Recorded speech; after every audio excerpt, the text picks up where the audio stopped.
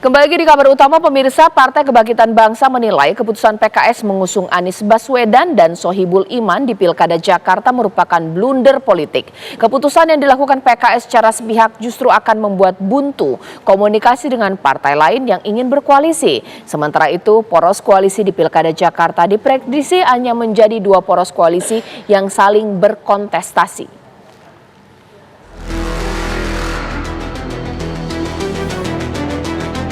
Anies Baswedan menjadi satu-satunya nama yang sudah memantapkan langkahnya untuk maju sebagai kandidat calon gubernur Jakarta di Pilkada mendatang. Namanya masih menjadi yang paling unggul dari sisi elektabilitas dan juga popularitas. Inilah yang kemudian membuat PKS tak mau berlama-lama meminang Anies. Anies pun disandingkan dengan Wakil Ketua Majelis Syuro PKS Sohibul Iman untuk berlaga di Pilgub Jakarta. Wakil Ketua Umum Partai Kebangkitan Bangsa, Jazilul Fawait, menghargai keputusan PKS yang telah mengusung Anies Baswedan dan Sohibul Iman di Pilkada Jakarta. Namun dirinya menyayangkan sikap PKS yang mengambil keputusan secara sepihak sebelum koalisi terbentuk. PKB menilai keputusan tersebut seharusnya hanya dikonsumsi oleh internal PKS, namun justru tersiar ke publik akibat kesalahan komunikasi.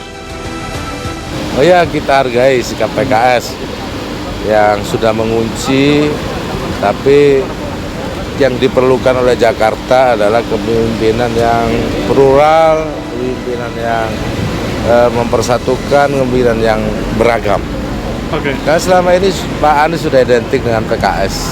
Namanya kemungkinan serba terbuka di politik, tapi yang jelas PKB berharap semuanya dibahas bersama-sama.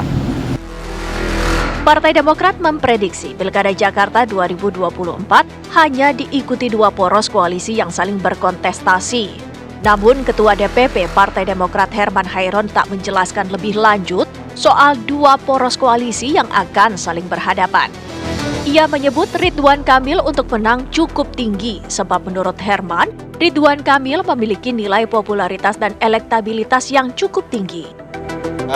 Belum ada kepastian, masih dalam pembicaraan, tetapi tokoh yang saat ini memiliki kans dan ini bisa nanti menjadi kandidat di DKI itu adalah Kang Ridwan Kamil.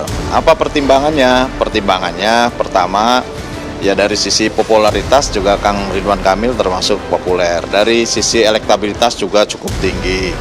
Kemudian memiliki kapasitas, pernah memimpin Jawa Barat yang berpenduduk 30% di Indonesia bisa dipimpin dengan baik, bisa menghasilkan karya-karya monumentalnya di Jawa Barat.